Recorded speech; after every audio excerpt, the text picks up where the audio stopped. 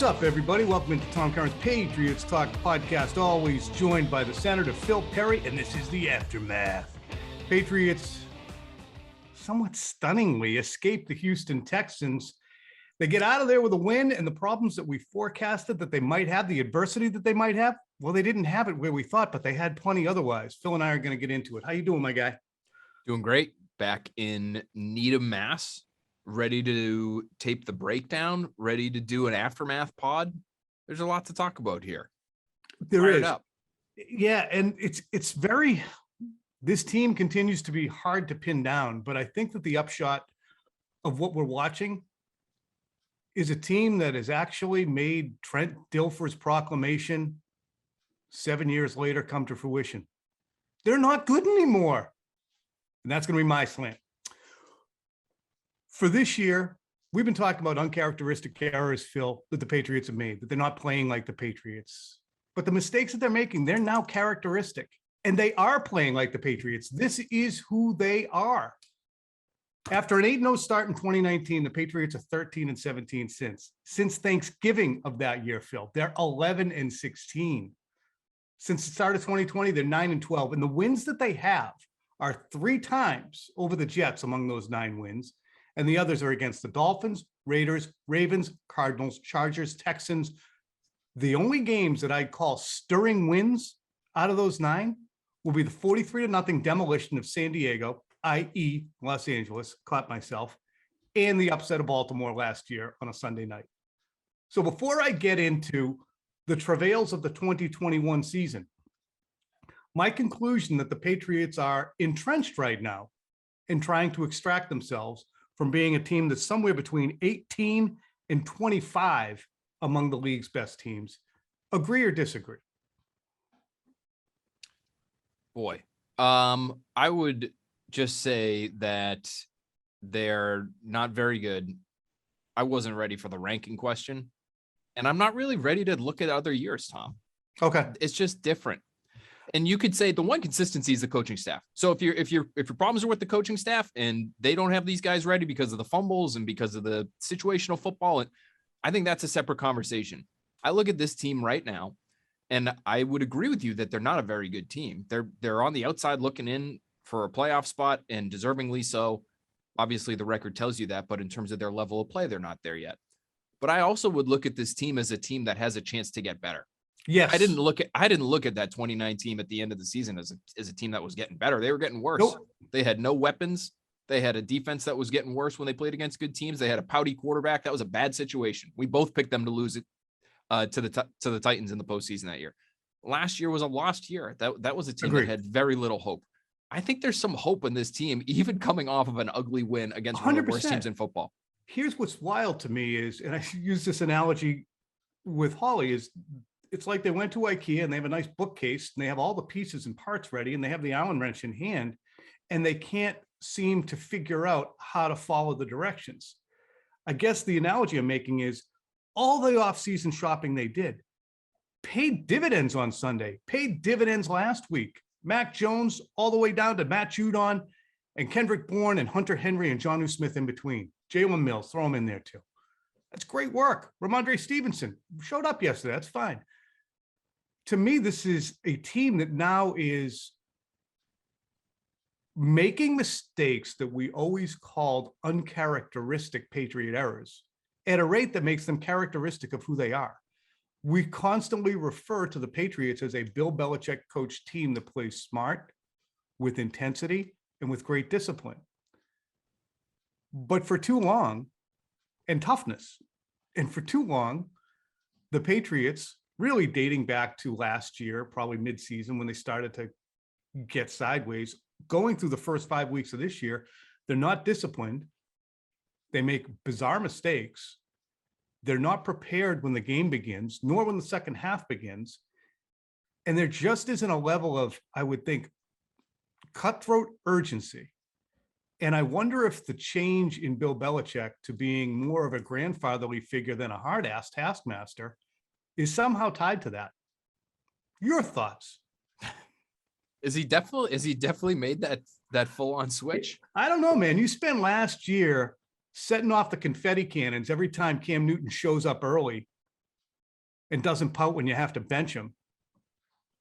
When you spend your time trying to satisfy the whims of a player in Stephon Gilmore, who has quit on the team, he quit. Okay, you can call it a holdout if you want to, but on the grand scale of holdouts, a guy who's looking for more money after he just collected $65 million from the team already and is due to make $7 million as a $16 million cap hit and is bleeding a quad injury that's not going to keep him out. And then you do him a favor by sending him where he wants to go. It doesn't make sense to me in terms of where Bill is compared to the big swinging machete that he would walk through that locker room with for 20 years. I don't know if it's officially that way, but when you look at the performance of the coaching staff, especially defensively, and to a smaller extent offensively, along the offensive line and with the running backs, there's just too many error repeaters that we always thought were anathema to everything the Patriots were about, Phil. So I don't know if we have anybody on the record saying Bill has changed, aside from Ted Johnson. But don't some of the indicators make you think the urgency has changed? Well, the fumbling thing is just out of control, and it's totally inexcusable. And I would find it hard to believe if they're just taking these guys back into the facility and putting an arm around their shoulder and saying, "Hey, it's okay. This stuff happens. Great punch. Did you see that punch? Xavier Howard punch?" And the Texans must be working on that punch drill quite a bit, because that was just a phenomenal. Peanut Tillman would have been proud of that punch. What can you do? I just can't believe that that's what they're doing right now. And again, it gets back to my point. I think that's my slant today, is that as ugly as this was, and even though the ugliness popped up in places that we didn't expect it to be, I do still think this is a team that can improve. And you would have great perspective on that 0-1 team, Tom, because that's another team that started 2-3. They started 1-3. Young quarterback, a lot of similarities there. But there's upside. And that's a tough term to define sometimes, but it's so much easier. It's so easy to get better at some of these things that they're screwing up. Just hold on to the football. You're at least one win better on your record, and you've got a much more comfortable win in Houston. If you could just hold on to the football, it's not that difficult. Like, just fix that. I mean, that was Sergeant Moral Victory after week 1. These are preventable errors, the fumbles, the penalties, the coming out flat at the beginning of each half. These are preventable errors. I don't care that they lost 17-16. They found their quarterback. That's the upside. That was my talking point all week long. Didn't care. The Patriots are such a well-coached team that this will be the aberration. 5 weeks later, it's not the aberration. It's the rule. And as opposed to railing against the Damian Harrises and the Ramondre Stevensons, I look at the defense and the performance on the defense and the scheme mistakes and the mistakes even by the best players they have. Devin McCourty getting himself out of position not once but twice. The flatness at the beginning of each half. The inability to have the right number of players on the field. And that either lands at the feet of Bill Belichick or the co-coordinators, Steve Belichick and Gerard Mayo. So maybe it's harder for Bill Belichick. Maybe it's easy for him to ream Damian Harris. Maybe it's easy for him to ream Troy Brown if there's a shift penalty, an illegal shift penalty in the last 2 minutes on Jacoby Myers. But is he reaming Steve Belichick for what is an underperforming defense relative to the talent and the smarts over there? I don't know. I can't answer that one. Was there an issue with the numbers on the field again yesterday? No, but I'm saying these are ongoing. Okay. No, but it's been happening since last year. Roll through this real quick, just for the hell of it. Okay. Week 1 versus the Dolphins. Touchdown drives to open each half, 3rd and long conversions. Game sealing drive, they gave up a 13-yard slant on 1st and 14. Just handed it to them. Isaiah Wynn had a red zone hold. They end up settling for a field goal. You get the Damian Harris fumble. Week 3 versus the Saints. block punt, a kickoff out of bounds, Kamara uncovered on a 3rd and 7 from the 11. Jonnu Smith opens the second half with a bumbling interception. He also had a hold and another couple of drops. 10 men on the field for the Taysom Hill TV that sealed it. Week 4 against the Bucs, burning timeouts because of personnel. Otherwise, a pretty good performance that you raised your level for. You said, okay, this is a big one. We're going to get ready. Here we go. And they played well. Still, Mac Jones taking thunderous hits on a regular basis. Week 5 against Houston, you're down 4 out of your 5 offensive linemen. That should be an issue for you. Oh, it's not, because I guess either the players that are sitting are that much better than the guys like Shaq Mason and Mike Onwenu and Isaiah Wynn, or they're not playing to their level. You have an 18-play touchdown drive to open the game against you. You get a flea flicker to open the second half. You have the Damian Harris fumble, shitty overturn, regardless. Penalties on 3rd down by J.C. Jackson. McCourty out of position 2 times. Mac Jones is sloppy with the ball, and they get bailed out by a roughing the passer penalty. That's a litany over 5 weeks, and it's recurring mental and scheme-related issues that the team is having. And we can't keep free riding it and saying, as I did after the Tampa game, it's a great loss, man. You guys are on the right track. When you go into Houston, and the adversity that's caused is not by the injuries, it's by the guys who are supposed to be your best players. Phil, your floor. I still look at that game and I say, I don't care that was a style pointless win. They just so desperately needed one. And no, Okay. the errors were not where we expected them to be. And so that could change the opinion of many folks who look at it and say, well, if the offensive line was a disaster and they still won, then okay, you move forward, you get some reinforcements on the line, you're overall looking much better. I still don't care.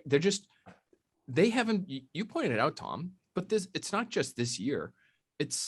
We're going on multiple years now where they're not an elite team. Mm-hmm. When elite teams don't have lots of good players that you were expecting them to have, the odds of them winning games, I don't care who it's against, decrease significantly. And so that was a survive and advance type of game. You did it. You survived. Okay. The quarterback survived. That's, to me, the number one takeaway here is that at least they could do that. Okay. The days of them being like this dominant force in the NFL. I mean, you even look at the year they won the Super Bowl. That's not what they were. The vast majority of that season, you have to go back to 2017 when they were a really dominant football team. They were an 11-5 team in 2018. They got their asses handed to them by the Titans and the Jaguars and the Lions. It was 18. It was Lions and Jaguars early in that season. They started, all 5 of those losses, actually, now that I recall, came to teams that didn't make the playoffs. Right. So, again, I find hope in where this team is at. We haven't even really talked about the quarterback. I think he's getting better, and I think he'll continue to get better.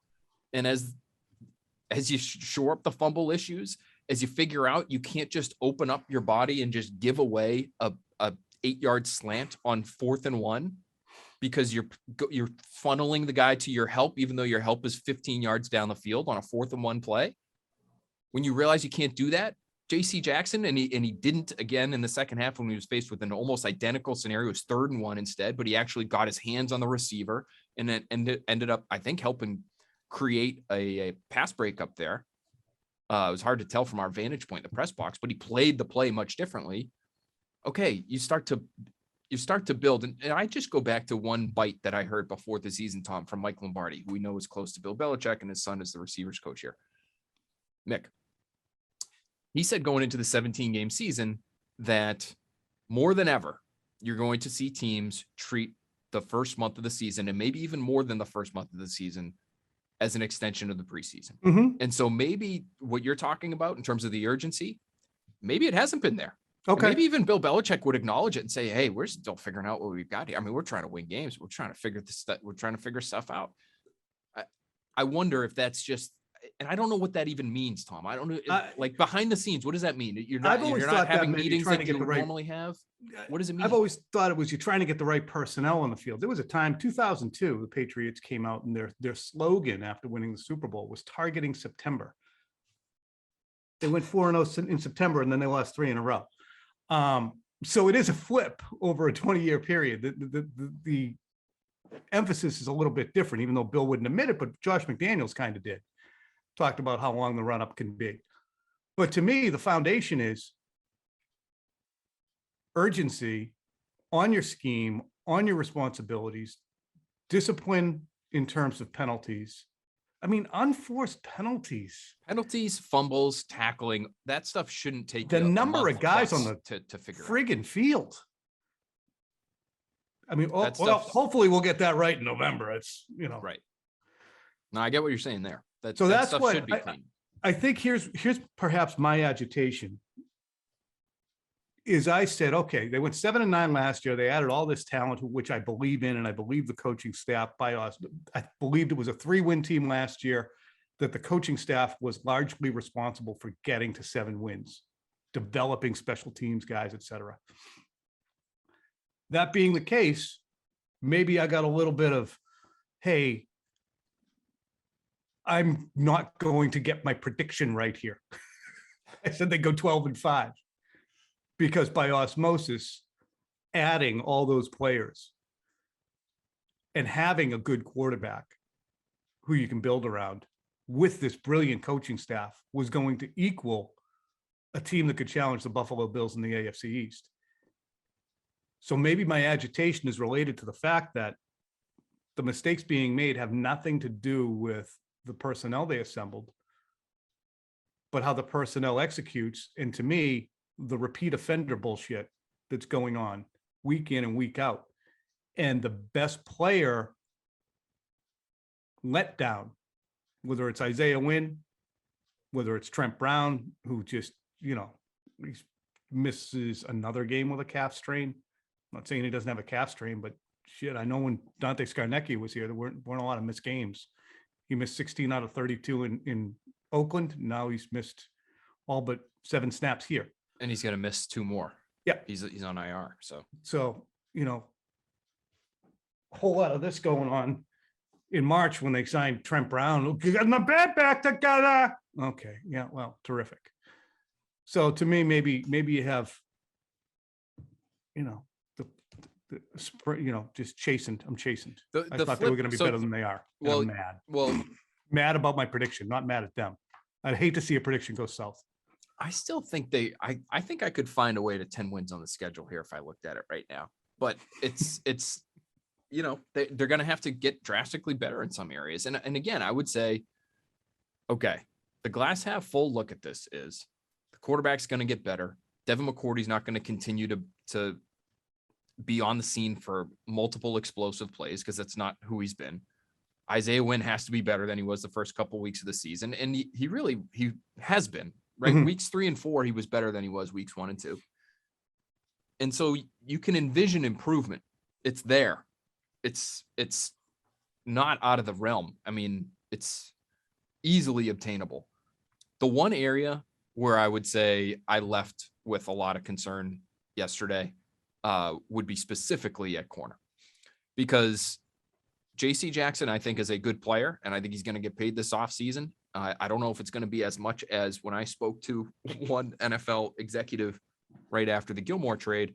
So what are we talking about in terms of AAV for Jackson if he hits free agency? And I was told 16, 17 million. That's right around where Byron Jones and Tre'Davious White are per year. Mm-hmm. Those are easily top 10 guys. I think Tre'Davious White's a top 5 guy. He's not going to get to that level if he continues to have games like he did yesterday. But Tom, the bigger concern is the number 2 spot. No Jalen Mills. Juwan Williams is out there, and he's a disaster. I mean, He gets spun like a top at the line of scrimmage on a slant that ends up going for 40 yards. Devin McCourty was the last line of defense. Gambles to try to make a play on the ball, doesn't get there. They're off and running. He's easily targeted and probably was in the game plan that week by the Texans, who have familiarity with Juwan Williams. Okay, maybe they know he wants to be physical against the run game. If we do a flea flicker, and Mark Ingram, I thought, sold the hell out of it. It was a great job by him. It was not just really held it for a long time. He held it. I mean, and good job by the line to keep him Davis off him. Mills tipped it because he squared up and kind of put his hands out. And I'm like, I'm like, why is he looking for the ball? Ingram's running. I'm like, oh, it is a flea flicker. No, he took like a little, he made like a little juke step and it looked like that was a real run play. But, and that's just the kind of thing you get an inexperienced guy on. And they have no depth at that position. So Jalen Mills, who I thought was going to be an outright disaster to start the season, he hasn't been. He's made me eat my words on that. So tip of the cap to him. But as soon as somebody gets hurt, you have, you're where you are at tackle, really, which is you don't really have all that much behind your best guys. And those are really valuable positions, and good teams are deep at those positions. The Patriots, when they've been good, have been deep at those positions, tackle and corner. And so that's the one that could really rear its ugly head in the next few months. Maybe they need to simplify their defense. I watched yesterday because I had noticed that Hightower wasn't out there a lot. So I said, is he playing bad? Is Winovich out there because Hightower's playing bad? Hightower played really well. Yeah, I thought he was okay. He showed up. He was physical. He was nasty. He was run defense was good. Yeah. So, and he was everywhere in terms of alignment. So I think they wanted Winovich on the field, who wasn't bad either. He lost contained, but I think they ended up getting on a play where Mills could have gotten some, but they ended up getting an incompletion out of it. But they might have to simplify the friggin' thing. Well, so what's interesting is in coverage, it's pretty simple. I mean, they just play a lot of man. It's stay with your guy. They play a lot of man, but why are they giving free rides? I mean, on the slant that you heard James Lofton talk about, well, you can't play that slant tighter if you're, I think it was JC Jackson on that first slant to, or it might have been McCourty. There was one to David Johnson on the that was all right. I mean, that was a great throw by Mills. He threw it before the break happened. I didn't hate that. The other one was with JC Jackson in coverage. I'm like, just press it. Right. Well, he's going to throw it downfield on you. So what? Right. You got Devin McCourty. He runs a 4.2. He was over the top on that. Make him make a hard throw. I mean, I would say the same thing. Tua Tagovailoa in week 1. You're giving away 8 yards on the slant plus after the catch to Devontae Parker. So again, you're saying float it down the sideline is the alternative. Okay, well, make him float it down the sideline. Make a really accurate throw 15 yards down the field. Sorry. That's okay. It's, and I guess the temerity of second guessing anybody with the last name Belichick or Gerard Mayo, former Quick Slants host. I can't imagine that they're looking at those plays on film and going, "Yeah, it's the defense we called. They just beat it." There's got to be. I mean, so Jackson, I mentioned the play earlier, but Jackson on 3rd and 1 played it much differently later in the game. So they clearly said, "Okay, I know your help is back there, but we can't just give him a free release off the line and give him 5 yards on 4th and 1. They're playing to get a first down. They're not playing to hit the home run on 4th and 1, JC. So you don't have to, play to your help." So they played that differently. The one to McCourty with David Johnson, I thought on that one, to me, Mills played well early on because there were a couple instances where the Patriots, what they usually do against young quarterbacks, dialed up pressure. So cover 0, all out blitz on a couple different occasions.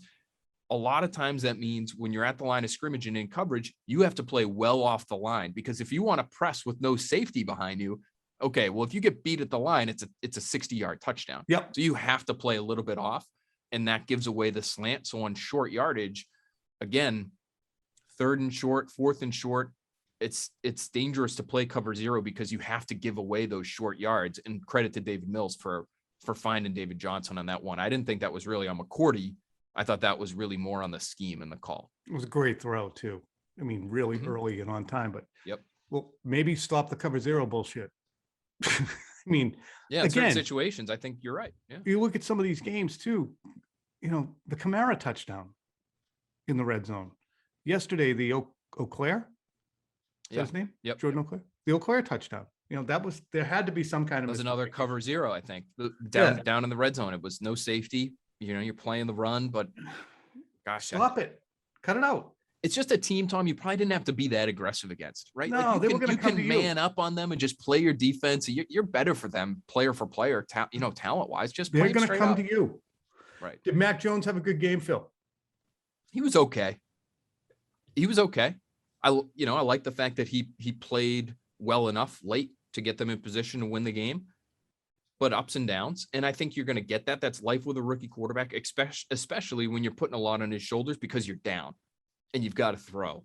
And that's what I liked most about Mac Jones's game yesterday was just the aggressiveness down the field. And I need to pull up like where he's at in terms of, air yards. Air yards was the big talking point through a couple of weeks of the season. But to me, he was pushing the ball down the field because he had to. And I think that's a good sign for the Patriots is that, they're obviously calling the game a certain way, but he understands too, there are moments when he has to gamble. There are moments when he has to take some risk. He can't always take the check down on 3rd and 8, for 4 yards just to, make sure he doesn't make a back-breaking mistake. So on 3rd and 6, they're down the red zone. They're down a touchdown. He takes a shot. He puts one into the end zone. It's a great throw. It's a really good route by Hunter Henry.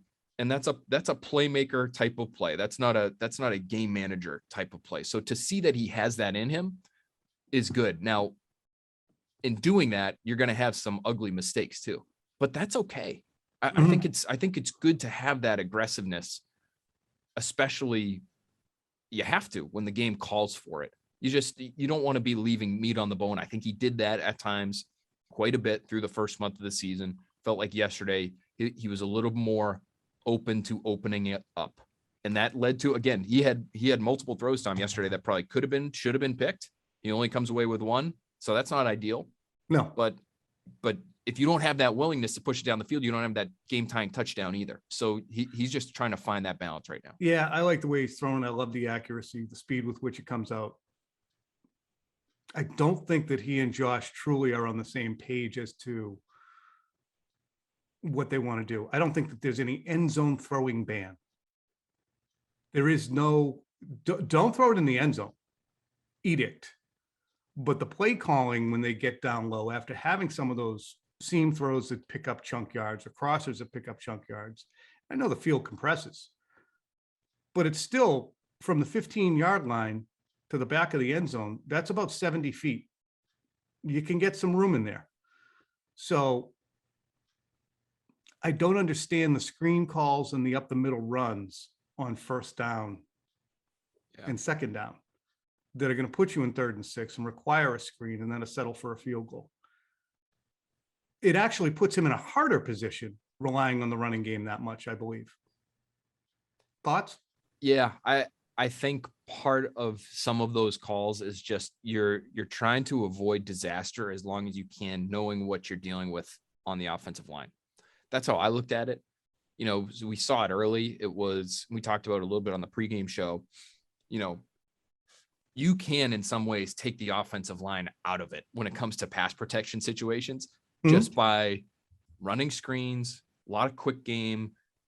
Don't force them to make true pass sets, drop into true pass sets time and time again, because those guys will get beat. And so I think when you see that many screens, they call 3 in a row down in Houston, Texas, and Houston territory there at one point. I mean, that's just, this is going to sound like a demeaning way of saying this, but you're coaching scared, with good reason, I think is how Josh McDaniels would answer that, because you had what you had on the offensive line. So I think that's the tie in there, is that you gotta help all your personnel, not just the quarterback. And didn't you feel like he was probably trying to protect the kid a little bit by calling the game the way he did? To a degree, but a lot of money was spent on those receivers and they have shown up. So I think there's a level of trust, unless we're seeing his brain melting out his ears on a regular basis. And I don't think we're seeing that. And he does understand, throw it through just stress it to him. Throw it through the uprights. Throw it through the uprights ASAP. It's interesting because I don't know if he has that in him, which is a good thing, I think. But I think part of the reason he's taken so many hits is because he's willing to take those hits to try to make a play.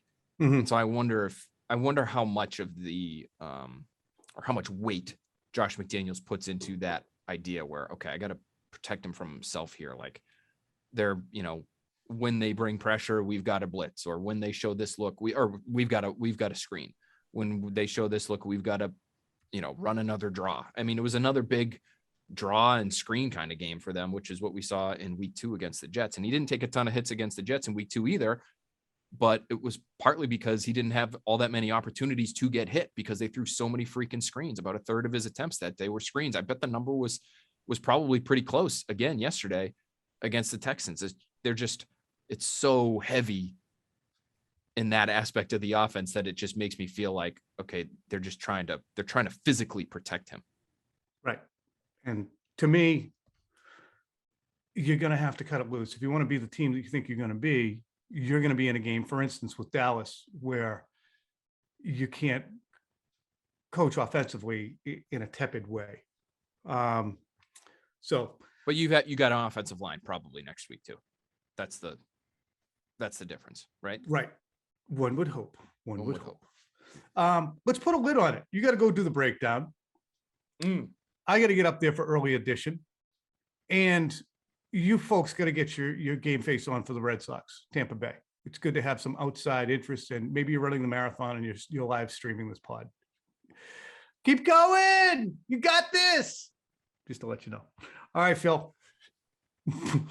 That's nice. I'm sure you just help somebody get through, like, maybe not like multiple miles, but maybe 1 mile with that. Ooh, you got this. All right, guy. We will talk to you tomorrow for another pod. We'll try and get Josh McDaniels and try and ask him a little bit about what we were just discussing, the inside the 20 play calling, and whether or not it would be a good idea to just let's throw it a little bit. I'm sure that the answer is going to be more intricate than just let's throw it a little bit. Thanks, bud. Bye.